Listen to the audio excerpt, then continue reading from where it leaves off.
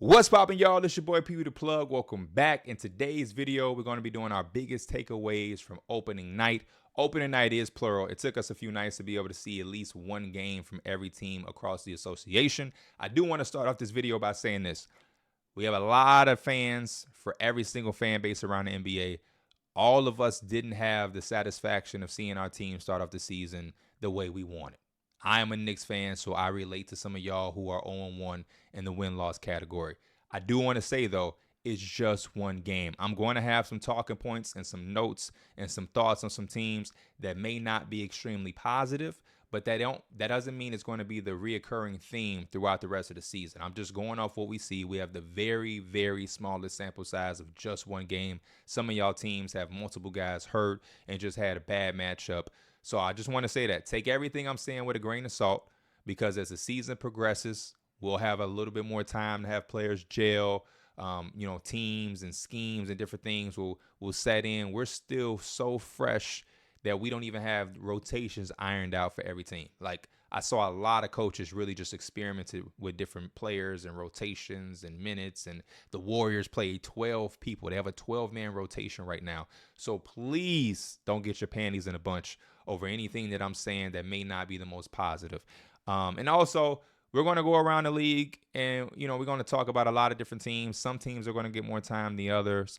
That's just the way it is. Again, some teams were, a 2-point loss away. Some teams lost by 30, lost by 20. Obviously, those teams is going to be hard to really dive into and really break down super far into what they were doing. But anyway, I want to start from reverse. I want to start from last night.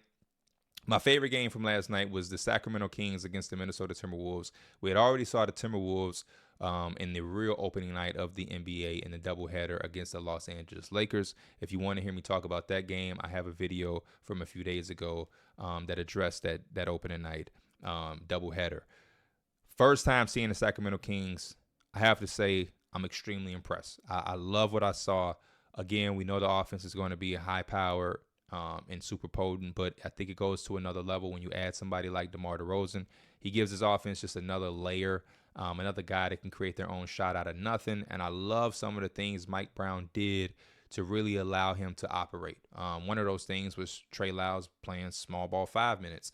I think that opened up a lot of working room for DeMar DeRozan and Keegan Murray in that mid-range area that they both can operate in. We know more so for DeMar DeRozan, but I think that was something that, kind of caught me by surprise. I didn't tune into a lot of preseason Kings games, so if some of these things I'm saying or bringing up is something that King fans are already used to or already accustomed to seeing, then pay me no mind. But that was just something I love to see. Now, the other thing that I will say is Keegan Murray looks to have taken a step.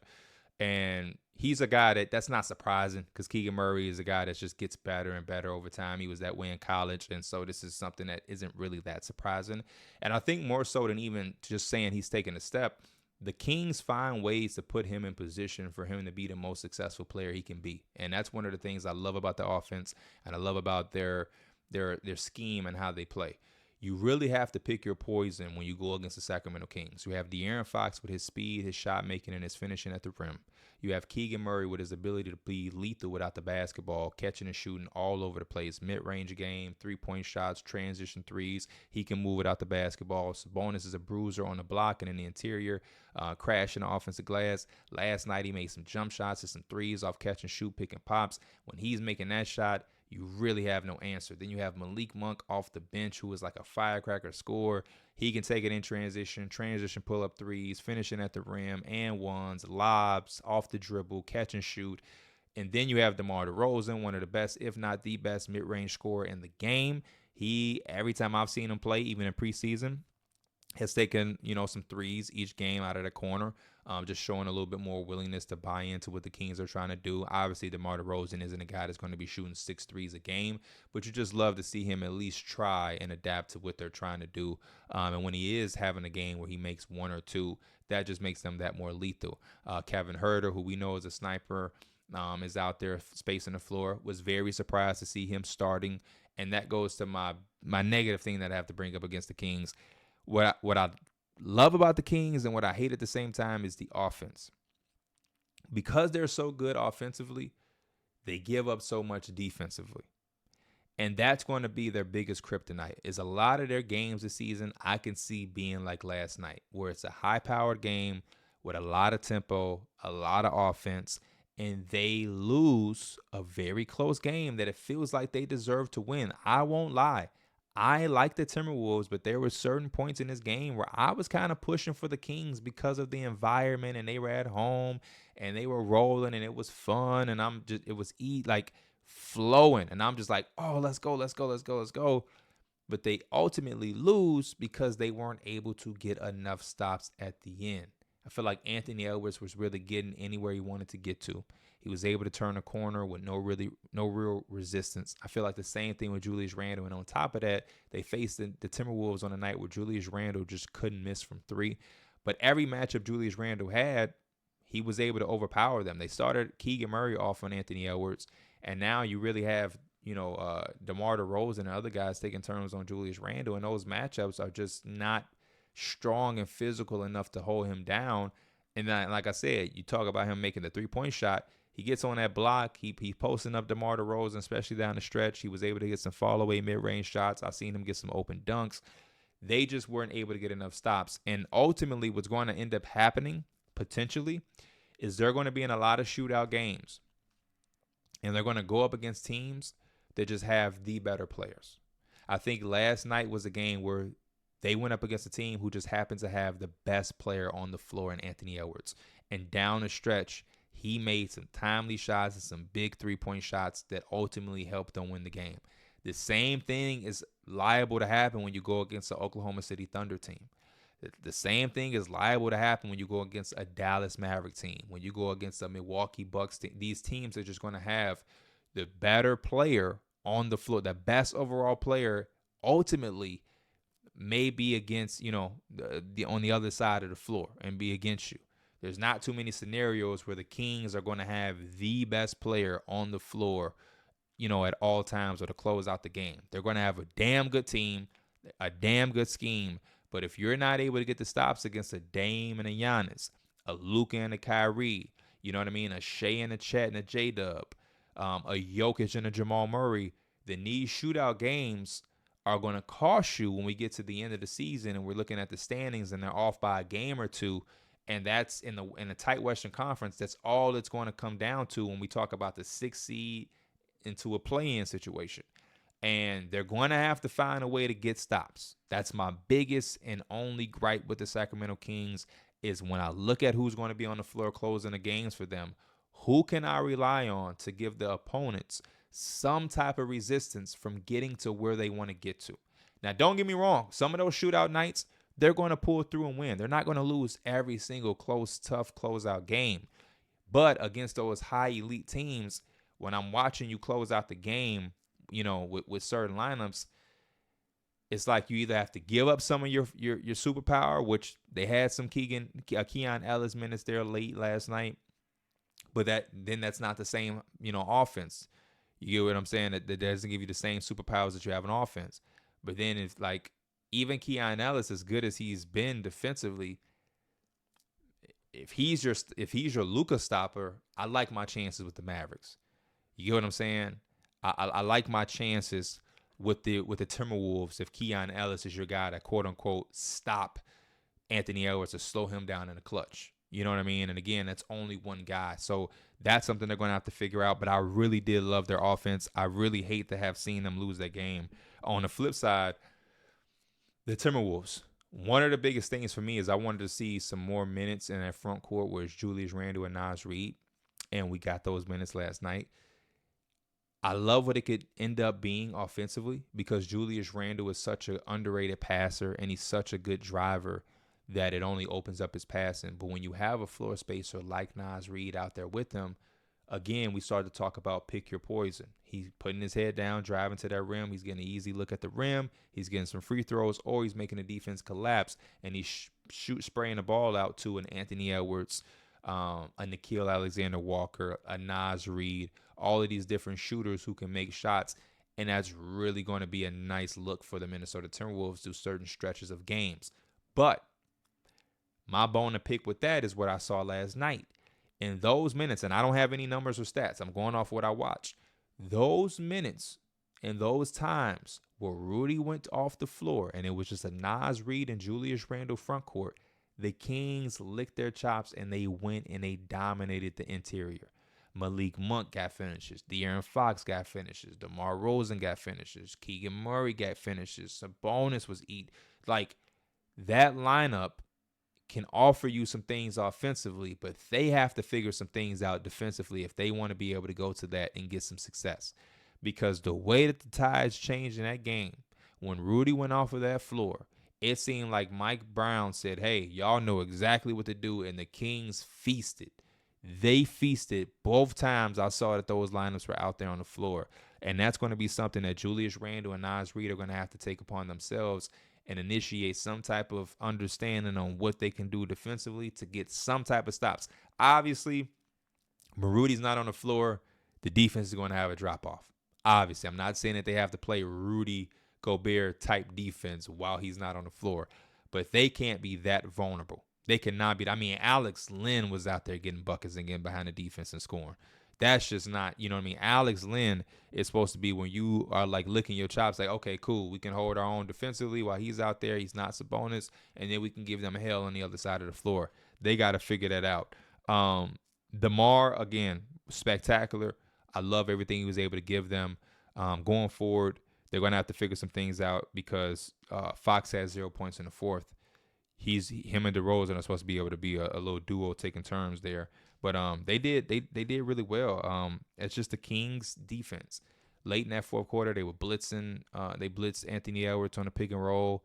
He hit Rudy in a short roll. Rudy was able to catch it, turn, and threw a dime to Julius Randle in the corner, and he made a three. That was something that I liked from the Timberwolves. I want to see a little bit more of that from Rudy.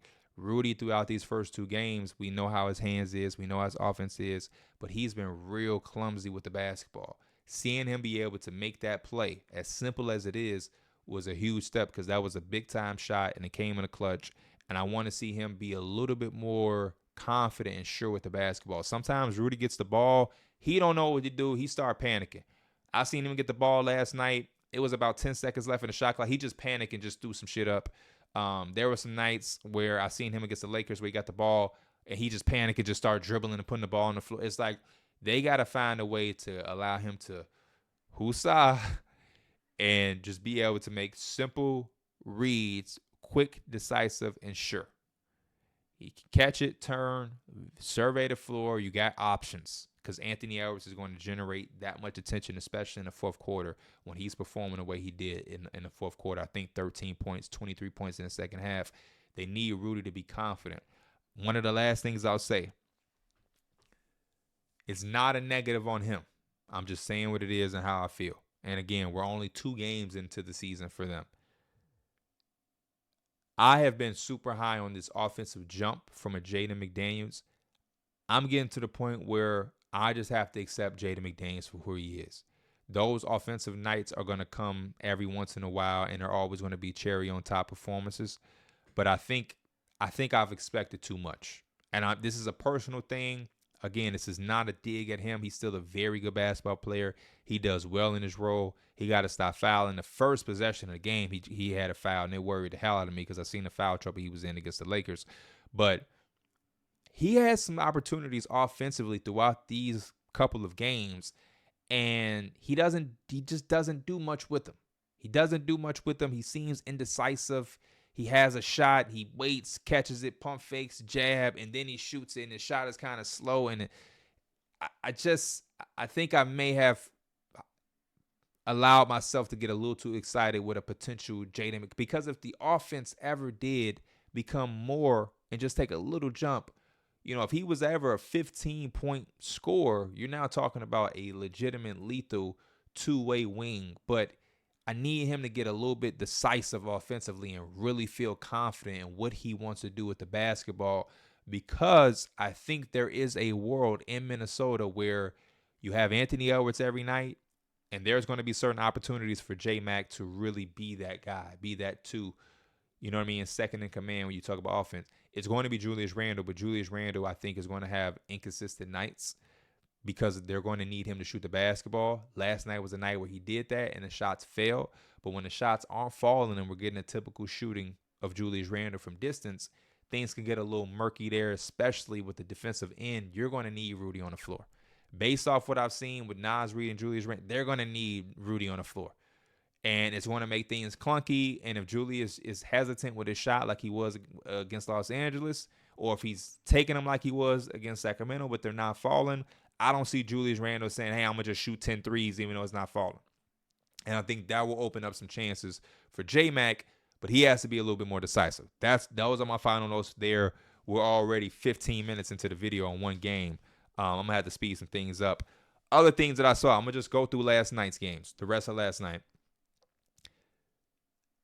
Wizards, Celtics. Love the start from Jordan Poole. Love the first half from the Wizards. They came out very, very competent. Some things that I did love to see from some of the young guys. I think defensively, the upside and the future for this team in DC is really, really looking well because of the size that you have from Alex Sarr, his mobility, agility. He had a help side block that I loved. Then after that, the very next possession, he guarded Jalen Brunson on the switch and Jalen Brown and held his own.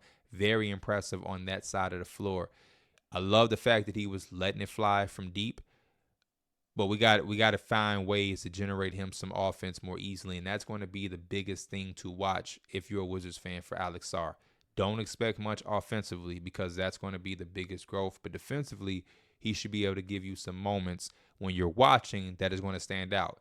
Now, analytically, because they're not a good team, it won't always look positive, but from guys that are just watching the game, you're going to see positives from him. Same with Bilal. Bilal's length showed last night. He was everywhere. I think Bilal only took like 2 shots throughout the whole course of the game, though. He was a monster on the glass, but I need him to find ways to get a little bit more aggressive offensively because there's nothing but opportunity and room out there. These guys don't have to sit and just play second fiddle to Jordan Poole and Kuzma. Those guys aren't all-star, all-NBA guys who you just defer to. Now, when Jordan Poole is rolling and he's hot and he's having the first half that he's had, of course, you let him do his thing. But, like, I don't think those two guys should just dominate and make these other young guys feel, like, inferior and feel like they have to just give up the rock. I want to see more aggression from above Carrington. He missed a lot of shots in the mid-range. That's fine, but it's like he passed up a lot more shots because he missed a few. I want to see the opposite mentality where it's like, no, I'm going to take even more because this is my time. You're a rookie getting real rotational minutes. You started. They want you to go out there and develop your game. They don't want you to play second fiddle to Kyle Kuzma, who they've already seen, the last 2 years of what he can do. They're not building a team around or thinking about Kuzma as far as a young core. I think they need that wake-up call in the locker room to understand that. They were getting blown out in the second half. They came out in the third quarter, and they were like just feeding Valanciunas the ball. I have no problem just giving him the ball and playing through him through certain stretches. But, I mean, they were like, that was their offense the second half, was like give Valanciunas the ball and let him operate. And I'm like, what are we doing? Y'all already lost the game. You're playing against the best team in the NBA. This is a time where I would like to see, some of these young guys try to take a step or get used to the feel of the NBA versus dumping the ball down to Valanciunas. The Celtics, amazing again. They didn't shoot 61 threes. They didn't make 29. It was very funny watching this game because I'm just thinking, like, as a Knicks fan, boy, I would have loved for y'all to have not shot 61 threes and made 29. If y'all would have shot the way y'all shot against the Wizards, we might would have had a real chance. We might have would have had a real chance. But you know how it goes.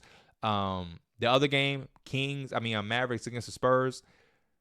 Very, very slow start to this game. I mean, I couldn't believe we were in the 20s to start this game off. And we talk about Orlando versus Miami. That was like a 30-something quarter for both teams. Both of these teams started off rusty. The San Antonio Spurs I'll start with.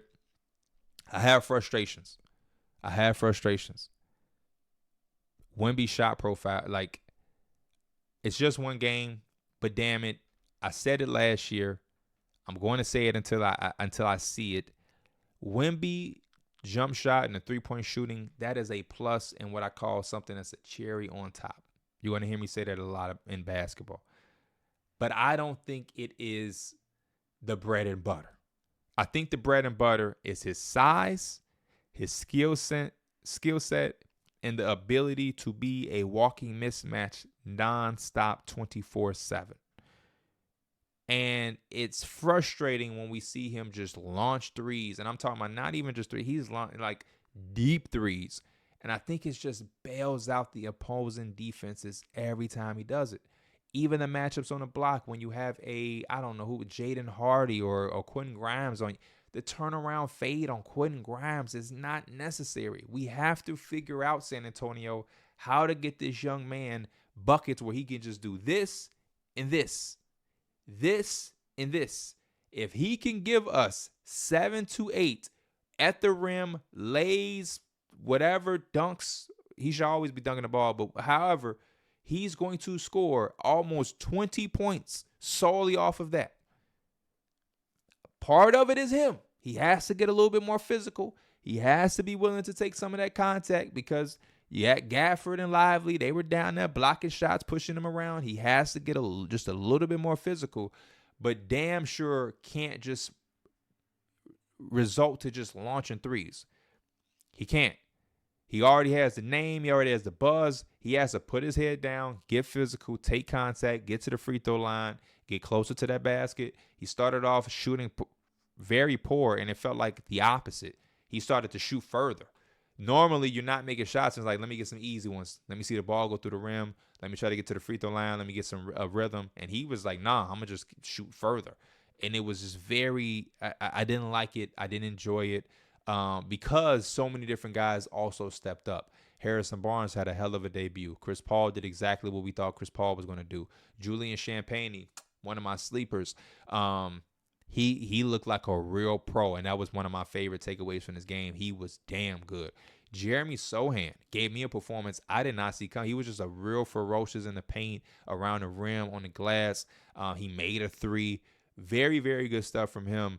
Stephon Castle came out looking really good as a rookie connector, just doing all of the right things. But Vic, if we get Vic that we anticipate in that game, I think the Spurs have a chance to pull that one out. I really do. But those are my biggest takeaways from the Spurs. A lot of the stuff we saw from those vets and those added addition pieces in the offseason gave them some really good minutes, gave them a really big boost, made them look like a real ran offensive team. They just need Vic to kind of lock in. He looked very tired. I saw a lot of tweets saying that they rang the alarm in the hotel and the team couldn't get sleep, whatever. But even tired, fatigue, no sleep, whatever, the shot profile needs to look different, especially on nights where he's struggling. I don't believe in, hey, let's just launch a shit ton of threes because you can't get anything going. No, it's the opposite type of mindset. We can't get anything going, so we're getting closer and closer to the basket to get some easy ones. And then once he is scoring from three, scoring from two, getting to the line, he's passing, playing off the elbow, pick and roll, pick and pop, lobs. It just opens up so much more for the entire San Antonio team and offense. And that was my full takeaway. Mavericks, Luka, Lively, and Gafford. Lively is so impressive. I love that Lively is dominating the minutes there in that shared front court. Klay Thompson. Very, very happy Klay Thompson's first game was able to look like that. He got a lot of shots that I think a lot of us envisioned him getting, where he was just open, walking into three-point shots, half-court offense, transition offense. He had the first shot where he pump fake, dribble, mid-range shot, a lot of openness, a lot of space. Very different from the Golden State Warriors, obviously, but I think shooters shoot. He knows how to knock down shots. They're going to find ways to generate open shots because he's playing with Luka and Kyrie. This is a night Kyrie ain't even really have to get too deep into his bag. They won this comfortably. I think they have an underrated depth to this team. I love Jaden Hardy. Quentin Grimes and Najee Marshall didn't shoot the ball the best, but I think they are really good players to have in your rotation that gives you some versatility defensively. They will make shots, and Najee Marshall can be a Swiss Army knife along with Lively and Gafford in that front court. Maxi Kleber got some minutes. Dante Exum is hurt. He'll eventually come back. I like what the Mavericks have. The Mavericks are going to be a damn good team again. They're going to be a force again in the Western Conference. And Luka didn't even have to have the craziest start. He started off real slow. Second half, you're going to get that Luka ball. He's going to knock down his shots. But that was my takeaway from that game. And then lastly, from last night. This is going to be one of our longer videos because we're trying to talk about everybody from opening day. The Thunder and the Nuggets. This was a tough watch for the Nuggets as the game progressed. Started off really well, and I'm like, okay, the Nuggets look nice. But then it's like OKC was just like, okay, let's see it. Let's see Christian Brown really be a threat. Let's see him really replace KCP. Couldn't do it. Let's see Russell Westbrook be a spot-up shooter. Let's see Peyton Watson knock down shots. You know what I mean? Like, and once that was clicked on and turned on, the game was never the same for the Nuggets. It's very hard for Jokic to operate. Very hard for him to make the reads he wanted to make. I seen him do a lot of holding the basketball and kind of hesitant on where he was going to give the basketball up at. MPJ didn't have the greatest shooting night. Jamal Murray still doesn't look like Jamal Murray. There's just not a lot of positives. I mean, Julian Strawther has some cool plays. Jokic is still a dog on a block. It's just that he's not single-handedly going to be able to win y'all the amount of games that y'all want. But the thing over the course of the 82-game season is they'll be able to pull out wins. They're going to play teams that they're dramatically better than. OKC is like the best team out west, potentially. So against the Blazers, the Nuggets should be fine. You know what I mean? Against the other competition, they'll probably figure it out enough to make the playoffs again. I think that was a small glimpse into what could happen in the postseason, though. That's my biggest thing for the Nuggets and my biggest scare is like teams are going to say Michael Porter Jr., Christian Brown, Russell Westbrook, like beat us. Instead of letting Jokic go to work, it's like, you know, it used to be make Jokic score. Now it's going to be we'll live with Jokic if he can get 17 assists. Go right ahead, buddy, because we aren't believers. Aaron Gordon is already not a guy that you have to give too much attention to on the perimeter. Christian Brown is now that same guy. You love his athleticism and his hustle because he'll cut his ass off. He'll fight for the offensive rebound. He'll get out in transition. He'll attack. You love all of that. But he's not the three-point threat that KCP is, where you could have KCP coming off actions while Jokic is on a block, or, you know, while Jokic and Jamal Murray is doing a handoff, KCP flare, or he's coming off a double stack. You really can't do that anymore. And they're going to load up, show bodies, and a team like OKC, who has extreme amount of length, is only going to make it tough for a Jokic. And that was my biggest thing. OKC, in their performance, Chet was a guy that stood out for me. I know Shea is their guy in the face of the team and an MVP candidate, but Chet gave you like 4 or 5 blocks. He rebounded the ball at the high level. He gave you 25 points. He gave you 5 assists.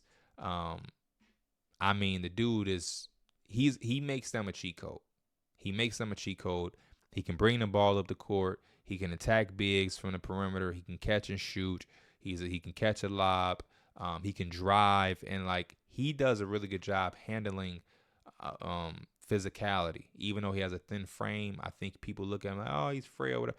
Chet does a really good job being physical and handling the physicality of playing in the front court. And that's what I think the next step is for Vic, where we know you're skinny. We know you have a thin frame, but that doesn't mean you can't absorb or be physical back. You know what I mean? Strength isn't always just from the eyes. Sometimes you have to be a Kevin Durant, who isn't like the most physical, imposing player to look at, but Kevin Durant has strength and knows where his strength is, and he uses it to his advantage. And I think Chad is getting to that point, and I think that'll be the next step for Wemby. But yeah, OKC reminds me of the old Big Three to a lesser degree, but they have a more competent team around them. Aaron Wiggins had a really good game. Isaiah Joe is going to be a guy who can knock down shots. Cason Wallace can come off the bench. They gave Ousmane Dieng minutes. In a real world, at a full healthy world, Isaiah Hartenstein comes off that bench. You get what I'm saying? They got Caruso and Dort, and what they do defensively. You can credit them for maybe the reason Jamal Murray ain't have the game that he usually, has, or that we was anticipating. Like, OKC has everything they need. Everything they need to go out and be the best team in the Western Conference, potentially in the NBA, and to compete for a real championship. And it's good to watch because you can see Sam Presti. It's just a guy who has a second chance and second opportunity to do something that didn't go the way it should have the first time. So Those are my biggest notes. Shout out to Mark Dayton for playing AJ Mitchell. Just didn't think I would see AJ Mitchell. Wednesday night, get into some other games. Pacers versus Pistons. Hey, man, credit to Detroit. Credit to Detroit. It was so good to see Detroit have a team that was competitive. And don't get me wrong, this is the first game. Last year, I think they did the same thing against the Miami Heat. They played the Miami Heat really tough in that first game, if I'm not mistaken. Same thing this night, though. It looks a lot better. It looks a lot better, and I think we're going to get that year from Cade that we all been wanting and anticipating. One thing I will say to Detroit people, Detroit fans, or just fans around, as good as they looked and as competitive as they might be going throughout the rest of the season, we still have to give them a year of growth. I don't want to put too much expectation or too much on their plate. This is a team that lost 28 games last year. Let's kill off all of the play-in, playoffs. If they do it, hats off to them, but I don't want to put that expectation or that pressure on them. Our singular focus for the Detroit Pistons is for them to be a competitive basketball group who is a team that has opponents having to respect them and get up for their games. Last year, I think teams walked in and was like, dub. No, we want you to kind of be like Houston from last year, where you got to come and earn your win. When you come and play us, you're going to be the better team, but we're going to make you work. You're going to, you know what I mean? You're going to feel what it's like to play against a physical, defensive, grimy team. You're going to have to come out and guard. This isn't a night off where you just walk in and get an easy dub. Like, no, you got to come earn this win. And that's a feeling that I kind of got from this first opening game, because the Pacers definitely had to come and earn this win. Cade Cunningham, spectacular, 28, 8, and 5. The one thing that obviously helps him a lot is Tobias Harris and his ability to be a pro and play without the basketball, make shots, and be a guy that teams can't ignore, right? Just his presence alone helps Cade Cunningham, because people in Twitter can say whatever they want to say about Tobias Harris. Defenses are going to respect him. You can't just singularly ignore him and just let him be. You're not guarding him how you guard Josh Giddey. Same thing with Hardaway Jr. and Malik Beasley. They are both guys who made shots, timely shots, and I think it just gives enough attention away from Cade where he can operate a little bit more comfortably. Now, what Cade is going to have to do with these additions is he's going to have to pick his spots a little bit better. Cade has spots, but there was times throughout this game early on when it first started, in that first half, he couldn't really get going. And it felt like he was pressing. But things opened up for him throughout the course of this game when he was getting to that rim and attacking in virtually different ways. He had a dunk. He had the spin layup finish. He had other layup finishes where he was just driving and not settling. I think it's super easy for Cade to get into that settling bag where he makes a move and he can just shoot. He's a 6'7" point guard. He's always going to be able to generate an open enough shot to say, I was open. You know what I mean? He's always going to be able to get a three-point shot off, come off the pick and roll and just launch. Come off the pick and roll, one step, two step into the mid-range, drop. He's always going to have that. Those are shots he can get to, in my opinion, every single possession. But the game really opened up and he really started to get a rhythm, in my opinion, when he was getting all the way to the rim. You come off the screen, don't just settle at that mid-range, especially when you're starting off slow. And now the defense is inviting that shot. No, go all the way to the paint. You are a 6'7" guard. Go all the way. And once he started to do that, it felt like he started to get a rhythm, and we started to see him really, really, really get things going. I personally love when he was putting his back to the basket on Nembhard, getting in the post and scoring and operating out of the post. And I feel like that could be something that they can unlock. They'll have to just get on one page. A couple times he was doing that, and Jaden Ivey just cut. And it's like, why are you cutting when you're making it more crowded for him? Don't cut. Space the floor so he can have a little bit more space to operate with. But yeah, Jalen Duren, monster on the glass. They just have to figure out how to get Jaden Ivey to be able to do what he want to do. And I think that comes with staggering the minutes. Jaden Ivey deserves to start, and we're going to see how him starting looks and him getting a real opportunity with that. But sometimes I do feel like, man, he would be a nice six-man where he could just come off the bench, command that second unit, and have all of the freedom. But he may be able to still do that by just staggering their minutes, because he showed some promise too. I like what I saw a lot from them. Pacers, on the other hand, hey, the Pacers nailed it with the Pascal Siakam trade. He's exactly the player that they needed. I think this team kind of looked different last night in the sense of when they got into the half court, it was still cool. You know what I mean? It was no problem. They had a lot of different options there. The pick and roll with Miles Turner, Pascal Siakam in his isolation, he's making the right decisions. Andrew Nembhard can make shots. We know what Tyrese Halliburton can do.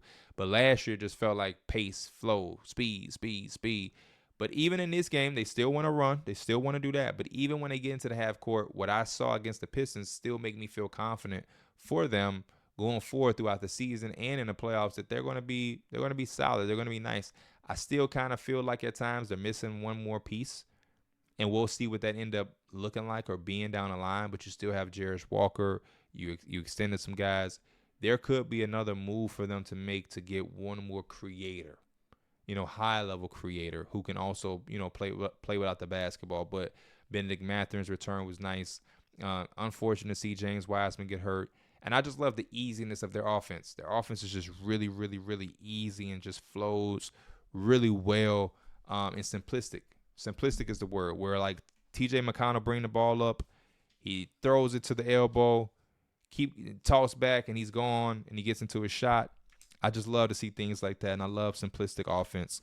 And that's really what my notes say. Pacers nailed it getting Pascal, different feel, reliable options down the stretch, still able to play with tempo, and love the simplicity of their offense. Like just real hardcore simplistic offense where you got backdoor cuts, you got some screening actions, you got Pascal being able to operate in different spaces, good ball rotation. We saw that. That's how they were able to close the game out with that open three from Tyrese Halliburton. And they have bodies. They have depth. Aaron Nesmith made some shots. They have a little bit of everything. I want to see Ijax get some minutes for them. They were playing Enrique Freeman, the rookie. But I still love everything that they gave us in the opening night against the Pistons. Cavs versus Toronto. Real short. Cavs look really well. I love the 5-out, 4-out, 1-in stuff that they do. Had a lot of 5-out early on where they were able to get Allen or Evan Mobley in that corner and just space it and let the guards go to work in the screen and roll. I think that was really, really good. Karis LeVert came off the bench, high energy, ready to score the basketball. They were able to really just generate every shot that they wanted to. And part of it is because the Raptors just didn't have any defensive resistance. I just don't know what the Raptors' game plan was, y'all. Like, it was very simple for the Cavs. It was dribble, drive, kick. It was almost like the Celtics against the Knicks in that open night where it's just like they're driving to make you collapse and overhelp to kick it out. And the Raptors just continue to overhelp in every way. Jakob Poeltl had like a disgusting game. I was very disappointed in his effort and in what he was able to produce on the floor for them. He was never in the right spot. I felt like he constantly overhelped and gave them drop-down dunks. He really wasn't he got 9 rebounds. I guess he rebounded. His hands weren't there. He dropped a lot of passes and fumbled the ball.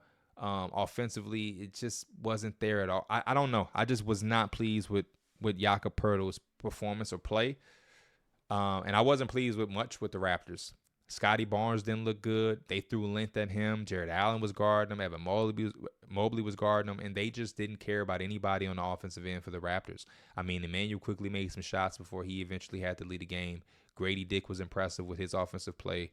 But then on the other end, Darius Garland really seeked to get Grady Dick switched on to him. It's like whoever Grady Dick is guarding comes set the screen when Darius Garland has the basketball. He wanted to attack and get the matchup with Grady Dick. Evan Mobley didn't fear anybody. Like, again, there was nothing on the interior for the Raptors that stopped Evan Mobley or Jared Allen from getting lobs or dunks or finishing plays off. And on the opposite end, Jakob Poeltl really couldn't do anything with their length and their size stopping him when he was getting the ball dumped off to him. And there was just not a lot of reliable shooting for the Raptors. Scotty's not a guy who is a threat to a Cleveland Cavalier type defense. Ochai Agbaji, we know he can shoot and knock down shots, but again, the Cavs were willing to live with that. And Emmanuel quickly made some shots. Grady Dick did. Jamal Shead did. But after that, it was just really nothing. And even a guy like Jamal Shead, he's not putting any fear in the Cavaliers from the perimeter. So you just throw a bunch of different bodies, never allow Scotty to get a rhythm. He really couldn't buy a basket even when he was just like pressing. He started overdrive. Like, man, I just got to start seeing some shit get going. And nothing was really falling from him. Obviously, again, they're one of the teams I talked about. They're missing players. They're missing Bruce Brown. They're missing R.J. Barrett. They're missing Kelly Olynyk. And I think Kelly Olynyk will allow them to have a better flowing offense at times by being able to pull a Jared Allen or Evan Mobley away from the basketball or from the rim and giving Scotty just a little bit more room to work with. But I am concerned with the Raptors. One game, they're going to have some impressive wins. But Chris Boucher cannot be your go-to three-point shooter. It just can't be. And I thought they were going to be a lot more better. And they still can be because I mentioned all the injuries. But watching that game, I just didn't understand. Regardless of who's on the floor, how you run things and like your game plan, it still matters. And guys, the way they help defensively, it was very like manipulating the defense on 2K. Well, you're just trying to get 2 feet in the paint because you know the corner guy is going to drop over drop more than he needs to. And you're going to just have it open. Like, that's what I felt like I was watching in that game. But my biggest positive takeaway for the Raptors is Grady Dick. Grady Dick looked really, really, really good for them. And as many of those guys they can have around Scotty who can be offensive threats from the perimeter, I think the more opens up for him, especially when we start to talk about potential lineups where Kelly Olynyk is at the 5, spacing the floor. That's my dream scenario and what I want to see for the Raptors in the future when I tune in. This is some more spacing, a better free-flowing offense, and a little bit more pride defensively, and just a little bit more IQ in how we're helping and how we're rotating. Because if they continue to defend the way they did against the Cavs, they'll be one of the bottom 5 defensive teams, without a doubt. It's just 136 points opening night on your home floor. Not ideal, but the way that they guarded, I encourage anybody who didn't really watch that game because you may look at the ticker and was like, damn, that game was that. Go watch just a quarter and just look at how it's really like confusing. I don't get it. 76ers against the Bucks. Another game where it's a little disappointing because obviously we want to see Paul George make his debut. We want to see Joel Embiid. He's one of the top players in the NBA. Anytime we can see him suit up is a blessing. Some of the notes I have, Dame and Giannis pick and roll was nice. I want to see more of it, though. Still, it's just maybe we're never going to feel like we get enough of it. But the way Damian Lillard controlled this game and killed the 76ers in the pick and roll with anybody he was doing it with, it just doesn't make sense why we wouldn't get more with Giannis. But the Bobby Portis pick and roll, the Brook Lopez pick and roll, like anybody who was setting the screen for Dame, the Bucks was making it happen. But now I add in Giannis Antetokounmpo, and it just feels like that would just go up by like times 5 to 10, right? Biggest notes and takeaways for the Bucks: the Gary Trent Jr. and Taurean Prince additions are big upgrades. They may not be the biggest upgrades from a like notoriety or accolade standpoint, but like to go from Malik Beasley defensive effort and defensive abilities to Gary Trent Jr. and what he was trying to do for them on the perimeter against Tyrese Maxey, who still ended up had a really good game, but it's about the effort, the attempts. And, you know, Gary, that's night and day.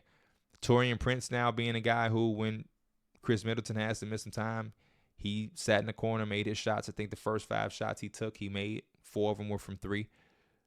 Like, just really sharp and on point. DeLon Wright had some good defensive moments. There was even a play I got written down where DeLon Wright waved off Giannis. He had the ball, bringing it up. Giannis came up. It's like, no, go. Giannis went down, posted up, and it led to a Giannis foul where Giannis just like attacked Caleb Martin on the block. He stood no chance, and he went right to the free throw line. And it's like those are the things that I think is going to be important for this Bucks team, where like you need to have guys like DeLon Wright who said, no, Giannis, go get your ass on the block. You get Caleb Martin guarding you. You have to come up and get the ball from the top of the key where it makes you a lot more easier to guard. The defense has all eyes on. No, that's slow-ish. No, go on it. Simplify it. You need guys like that. You need guys like Gary Trent who, you know, take pride in their job. Hey, I'm going to get some open shots. I'm going to try to knock them down. And defensively, I'm going to run around and chase Tyrese Halliburton. I'm going to make the most of it.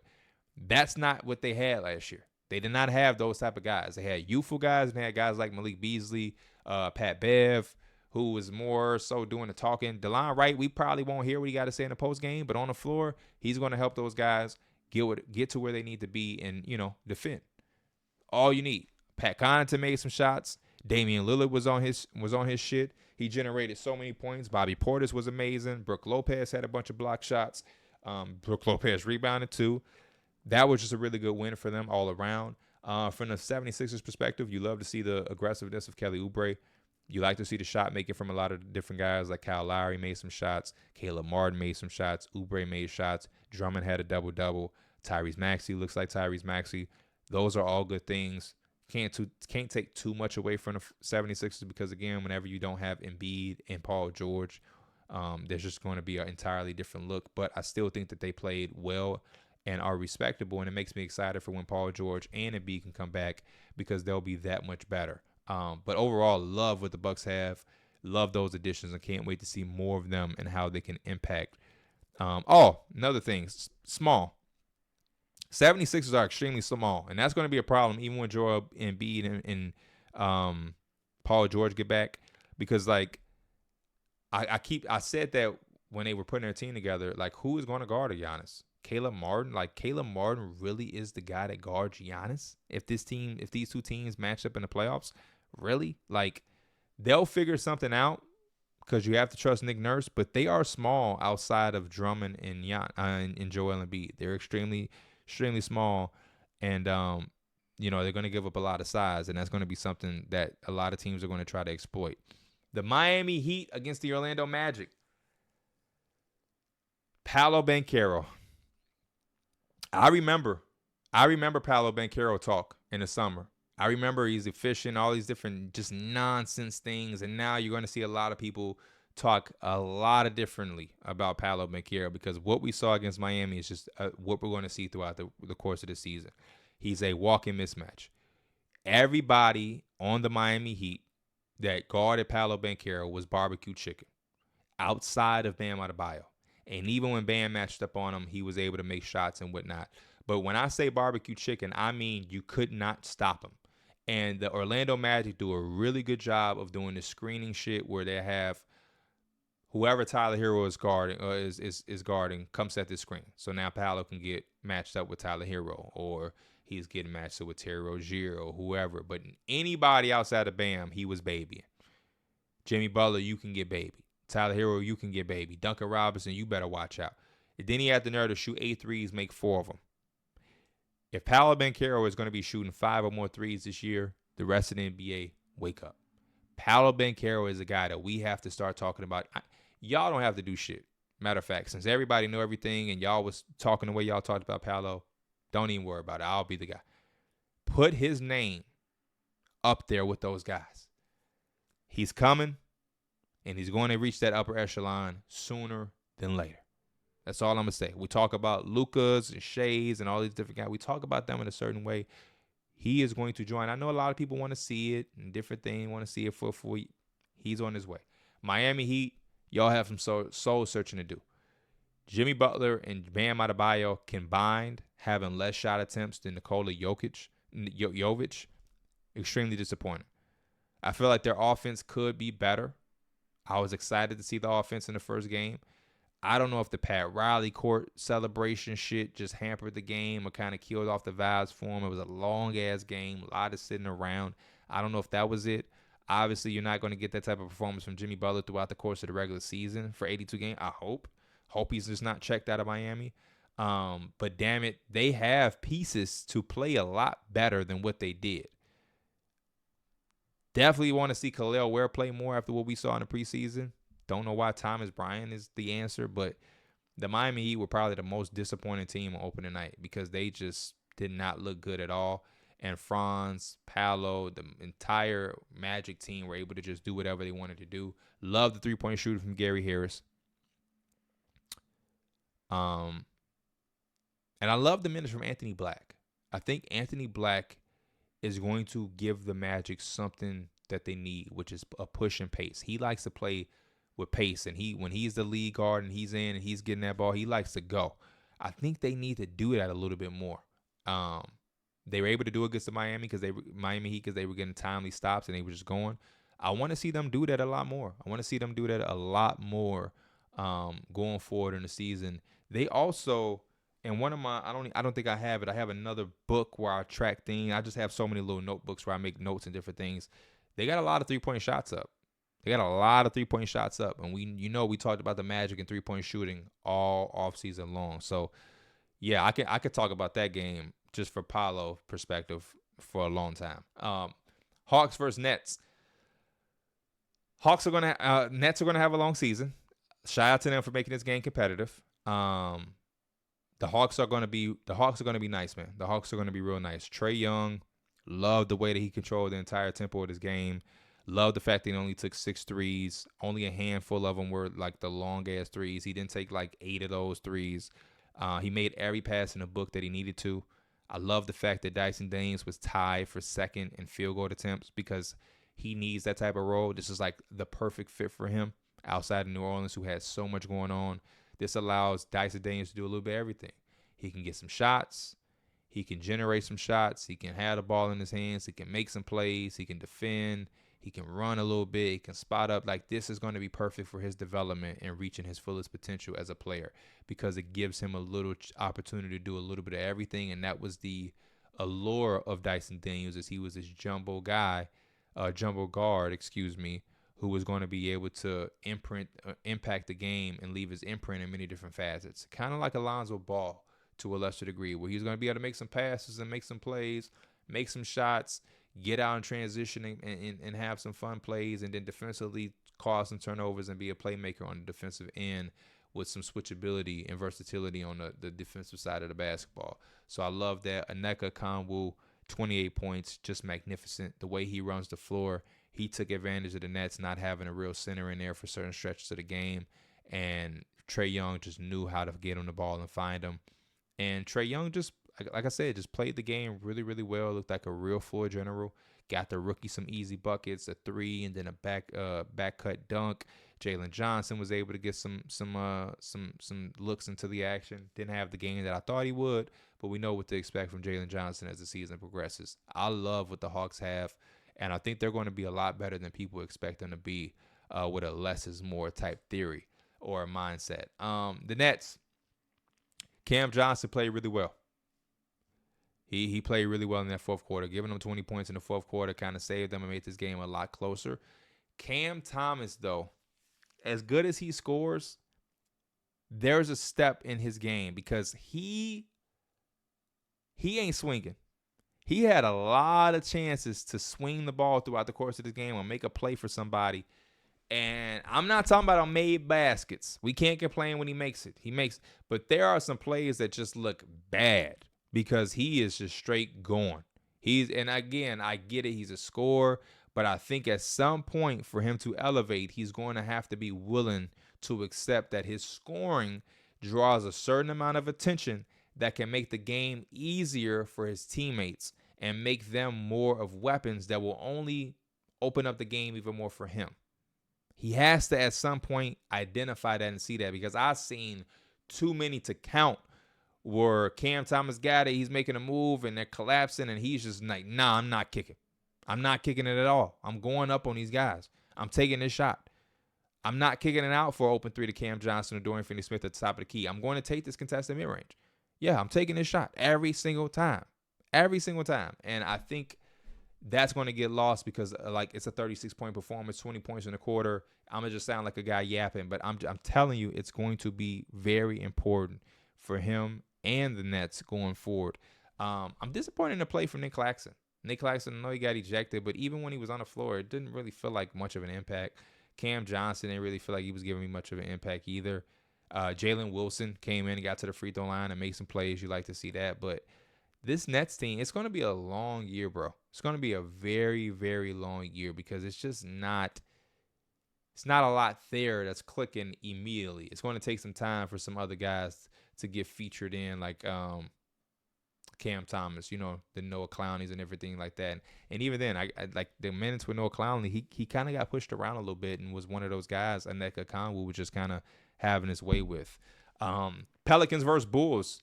Willie Green, what a great coaching display. You don't have Zion, and you went right to your next guy, which is Brandon Ingram, and like the play calling that they got for Brandon Ingram was incredible. They did a lot of cross screening to get him matched up on smaller, weaker opponents. The Zach LaVines of the worlds, the Kobe Whites of the worlds, the Josh Giddeys of the worlds. Go back and watch the Pelicans and Bulls and look at some of the play calling and what the scheme was and how they were operating to get Brandon Ingram the ball in his spots. You have Brandon Ingram come across the lane, gets screened by CJ McCollum, and now Brandon Ingram is on a block with Kobe White on him, and he's going to work with that, taking a turnaround jumper, facing him up, shooting right over him, going around guy. Like he was in his bag, and I think a lot of that came from the play calling of Willie Green, making sure he was able to get those mismatches in his spots. Two things that you love to see as a player and love to have: get into your spot, but then having a mismatch, having both at once. Oh man, no wonder Brandon Ingram went crazy. And I can't wait to see them at full health and full strength. It also opened up the idea of maybe Brandon Ingram will be a guy that can benefit from being moved too. We're just talking about it one-sided about the Pelicans trading him, but if he is able to play in a place that allows him to have those type of looks and some spacing, Brandon Ingram is going to still be Brandon Ingram. You know what I mean? Don't write him off just yet. Zach LaVine, incredible first game. Made a lot of tough shots the Zach LaVine way. It was nice to see him back on the floor. Loved the lob that he got from Zoe. Shout out to Zoe. Seeing him back again on the floor too was real nice.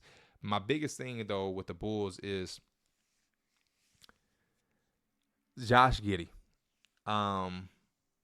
Josh Giddey makes offense so much more harder to operate with, based on how the Pelicans regarding him and the fact that Vucevic isn't, shooting like Vucevic over the last few seasons that we got accustomed to seeing. It just makes it tougher for guys. And then somebody like Kobe White, having the year he had last year, is you just kind of take away all of his super. I like when Kobe White has the basketball in his hands. A lot of this game, we didn't see that. He had his moments, of course. You know what I mean? The ball's going to find him, and he's got to do what he got to do. But majority of it was playing without it. And I kind of liked him playing with the ball in his hands last year. And I feel like Josh Giddey doesn't give you that much of an offensive jump to take away that from Kobe White. So that's something I'm watching very closely, especially when Josh Giddey coming in telling me he's seeking $30 million. Like, huh? Get your bag, I guess, but the Bulls need to figure that out, because you don't want to take away Kobe White's leap in his jump. And Javonte Green was everywhere. Ease Missy, most impactful rookie out of the opening night by far. I don't even think it's close. He's definitely the most impactful rookie. And then the Bulls defense. Where does it exist? Where is there anybody on that roster who, when I see Brandon Ingram cooking, that I can say, go get him? Or makes me feel some type of the Bulls are just a mess right now. DeJounte out 4 to 6 weeks. Gotta hope that he gets back healthy. That's a big blow for the Pelicans, man. You're already missing Zion. Then you're missing Trey Murphy. Then you're missing DeJounte, who had a really good debut. I don't know what's going on over there in New Orleans, but they need their guys to get healthy. Jordan Hawkins also looked really, really well. The next game, Hornets against the Rockets. This will probably be my last game where I'd really, really dive into, because I'm already close to an hour here. Crazy enough. This is turned into like a podcast more than an YouTube video, but I know y'all won't be complaining. A lot of good stuff I'm saying here. You know what I mean? You ain't got to watch it all at once. Appreciate everybody who has gotten thus far. Rockets versus Hornets. LaMelo Ball, good for basketball when he's playing. I enjoyed every second of this game because I love LaMelo Ball, and the Rockets are my second favorite team outside of the Knicks. LaMelo Ball, in my notes, LaMelo Ball, real deal. That's all I got. It's he just puts life into the Hornets that you don't see when he's not on the floor. When LaMelo Ball is healthy like he was, unhealthy like he was last year, and we don't really see him, the Hornets aren't even watchable. It's just a whatever.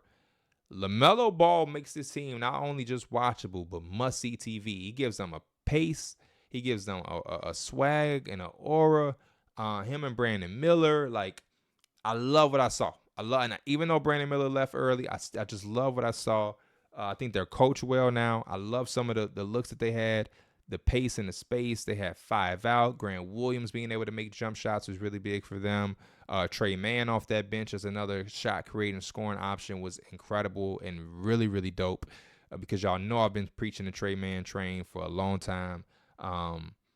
They also, I wrote down, are the definition of game rebound. They rebounded the basketball as a legitimate team, and everybody was crashing glass and getting involved there. I love the way that Nick Richards was able to step right into the starting center role. Can't wait to see whenever Mark Williams is going to be back. We need to start seeing him on the floor because if he's going to be the center that I know he can be with Brandon Miller and LaMelo Ball, they're going to start pushing towards a real core of players there. And I love everything I saw. LaMelo was cooking. All right, LaMelo was cooking, and that was always fun. On the other side with the Rockets, Ime has a tough job because he's not going to be able to go throughout the season with these rotations. He's going to have to favor some guys. You know what I mean? A lot of guys played. A lot of guys got minutes. He's going to have to start figuring out exactly who you want to rely on. Dillon Brooks gave you nothing offensively, but defensively, he's always going to be one of the better options on that team. One of the other notes that I had, Jabari Smith Jr. has to be more aggressive. He's way too jump shot happy. Way too jump shot happy. I mean, Jabari has to get stronger. There's another thing I wrote. He has a transition pull up, and then Trey Mann was guarding him and got to stop because he did a turnaround jump shot. He has to get more stronger. Too damn reliant on the pull up jump. Not even pull up, on the jump shot. There was times he had a couple times in transition. He had the ball. He pulled up for a 3. This is a 6'10" power forward. Trey Mann guarding him. He needs to be able to move him out the way and get to a hook or get to somewhere he can finish at the basket and not a turnaround jumper. You're bailing out the defense every time you do it. And then it just kind of makes him float throughout the game because he's so jump shot reliant. And you love his jump shot and the fact that he can knock it down. But he has to mix up some of his game and his bag just a little bit. And I'm looking at the Rockets and Ime and the coaching staff to figure that out for him because he's too hit or miss with a jump shot heavy game. He's too hit or miss. And you already have a bunch of those guys. Jalen Green had a really good game with 28 points. But I think he could have had a great game if he wasn't such a jump shot heavy guy. Good things happen when Jalen Green played within the rhythm and flow of the offense. Down the stretch, they ran the same play a couple times where Sengun had it and then went into a handoff from like a staggered where the first screen came from somebody, then the last screen was from Sengun while handing the ball off to Jalen Green. One of those resulted into a mid-range jump shot, wide open, and the other one I think resulted into an and one late in that game. Like, good things happen when Jalen Green played within the flow of the offense and played with them versus just catching the ball, getting a screen, and taking these long-ass launching threes. When he's rolling these hot, he can make a couple. I get it.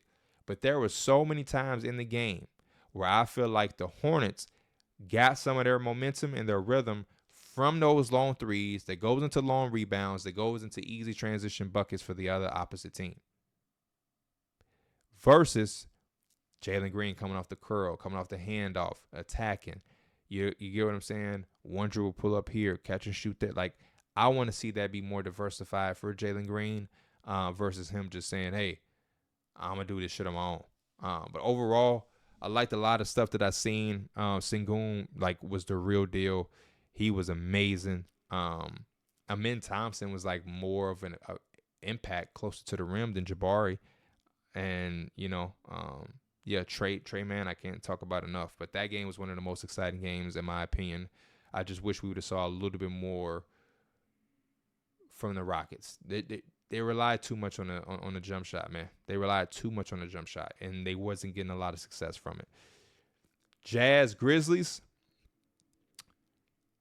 Marcus Smart, Ja Morant pick and roll I saw a few times. That was interesting. Again, if you're a Grizzlies fan who tuned into every preseason game and you had already seen that, don't shoot me. I'm just talking. I really like that. That was intriguing. But the biggest thing that I had from this game is Zach Edey. I think a lot of people, it's one game, by the way. It's just one game. But I think a lot of the Zach Edey talk from the preseason was like a little, we got to temper it down a little bit. He still has a chance to be the rookie of the year, whatever. But his foot speed is really a problem, right? What I saw in last night's game against 2 nights ago, what I saw against the Jazz is the foot speed is bad, but a lot of people talked about it in a sense of maybe getting switched on. I think his foot speed is bad in the sense of being able to be a help defender. When he is guarding that pick and roll, he has to commit to wherever he wants to commit to. He can't really, you know what I mean, play both like we see a lot of centers and move around back and forth. No, when he committed to stopping the drive of the point guard, he committed there and they dumped it off for dunks. When he committed himself to not giving up the dump off, the guard got to the rim. He was getting pushed around and bullied by Walker Kessler and John Collins all game long on just a box out standpoint, just a box out basis. He was having a hard time containing those guys on the glass. He got a lot of dumb fouls by just being like, I don't know, I don't want to call him uncoordinated. He's in the NBA, he's a coordinated guy, but like just being all over. He has some frustration foul. One of the most egregious fouls, he already had 4. He misses a layup and then just fouls Larry Markkinen after Markkinen gets the rebound. It's like, bro, that's how you pick up your. So very disappointing game from Zach Edey. I think he has to be a lot more engaged. I think he has to be. We have to really consider his foot speed. There was times where he was already in help and sitting in the paint, and he had to get out of the paint, and he gave up a bat. Like those resulted in a lob with Larry Markkinen, and that's where I saw Marcus Smart give him a reaction. Like, come on, bro, you gotta be there. The lob is there. You just shake it, put up your hand, and slap it out of the air. Not there. And I just didn't see much. A lot of silly fouls, moved a lot on the boards. John Collins was going at him a couple times. Walker Kessler went at him on the glass and went back up. Zach Edey got to be better, man. Zach Edey got to be better, but I did love what I saw from Desmond Bane. Love what I saw from Santi Aldama. And Ja Morant seems to be Ja Morant. And again, another coach in Taylor Jenkins who was giving minutes to a Jalen Wells. You know what I mean? Who I love to see be as aggressive as he was, taking those open threes, knocked down a couple, wish he would have made a couple more. But I still love that from Taylor Jenkins and the Grizzlies. And I think that when they are at full strength, they're going to be a very, very good team, man. We just have to finally see them there. I feel like the last few times we've said that, somebody goes down. Warriors, Blazers. Warriors, incredible. They led the league in like total passes by far. They had like a crazy amount of total passes. Still incredible ball movement. Probably the deepest team in the NBA. That's why I've had confidence in them coming into the season of being a decent team. I projected them a lot higher than a lot of people did because I do believe in their depth. And I love the pieces they went out and got. The pieces they got made me feel like they would be able to have an opening night performance like this, where they're putting up points, they're moving the basketball, they're playing together, and guys are going to easily be able to conform or understand the offense because they're high IQ guys. Kyle Anderson, DeAnthony Melton, Buddy Hield. Like these are guys that know exactly what it be, know how to play the game the right way, and I think that's what the Warriors exemplified there. And they didn't play a guy over 25 minutes. Didn't play a single guy over 25 minutes. Still had a really good win, a really dominant win. And Steph ain't even have to really get in his bag. The Warriors are going to be a really good team. Good to see Andrew Wiggins out there moving around and being impactful. But I like the Warriors in their depth for sure. I really do. And the Blazers are confusing, man. I just don't know where they are. I don't know where they're going. I don't know the direction. I have no idea what's going on with the Blazers. I don't. They can't get stops. They're not super good on defense. On offense. Their young player comes off the bench. They have injuries with Shaedon Sharpe and Robert Williams. Seems like Shaedon Sharpe is always hurt. And that was just my main thing, man. The Blazers, to me, just have too many bodies, too many guys that I think should have them in a better position than what they were. They don't get stops. They don't score. I can't say it enough. I just don't know where they're going with this team. It started off good, though. It started off really good, and then as the game progressed, the Warriors got settled in. And again, they didn't even have to have monster nights from like a Steph or anything. The Blazers just aren't good enough. And I think it's going to be a really, really long year. So you're going to get some moments from Simons. I think you had some moments from Scoot. It's just everything else in between is just like a head-scratching puzzle that just gives you a headache trying to put together. And then the last game was the Suns and the Clippers.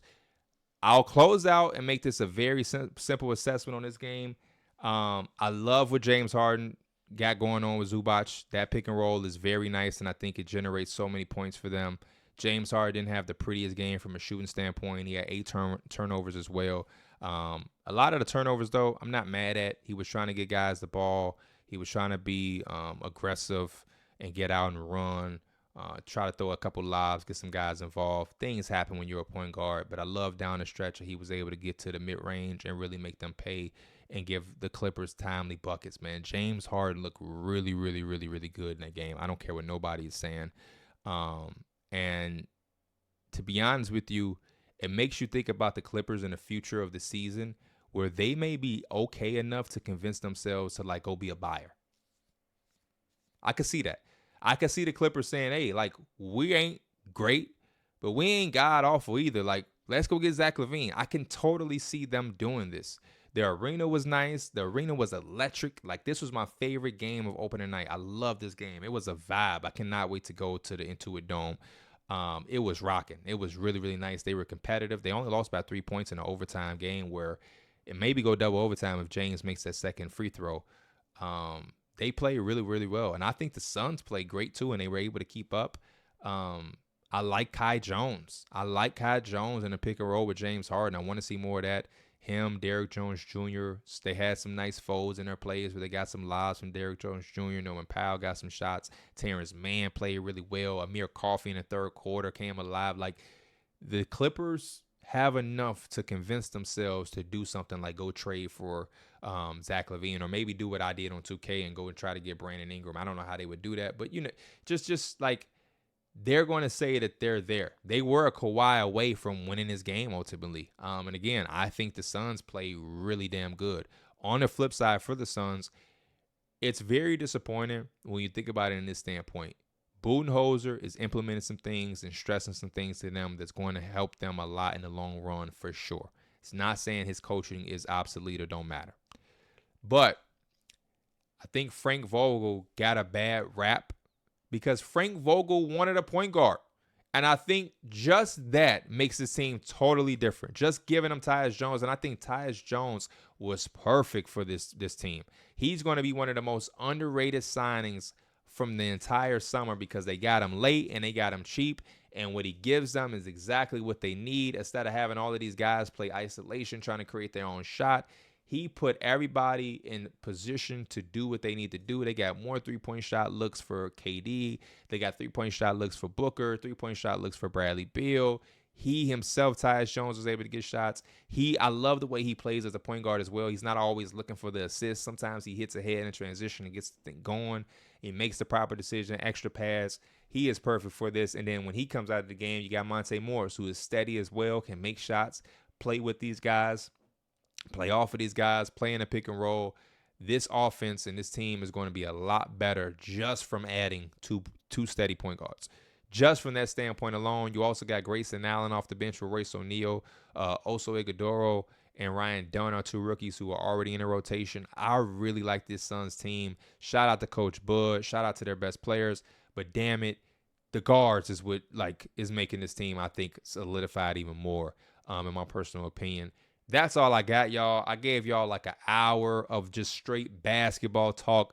We locked in that way. Appreciate anybody that made it to the end. I got a little Penny here. She like, Dad, it's been an hour. You just going on and on. I've watched and consumed so much basketball over the last 48, 72 hours. I've had some headaches. Like, well, I'm like, damn, I just got to push through. I got to see this DeAndre Ayton hook, damn it. I got to see these passes and why the Warriors are having so many damn passes compared to everybody else. I got to see this James Harden step back in the mid-range over Tyus Jones. I got to see Harden and see how they're hunting Tyus Jones time and time again in a pick and roll, and the Suns know that they're doing it, and the Suns are trying to avoid it and prevent it, but the Clippers are still able to make it happen. Like, the NBA season is back. I'm so damn excited. I appreciate y'all. I love y'all. I will see y'all next time in the next video.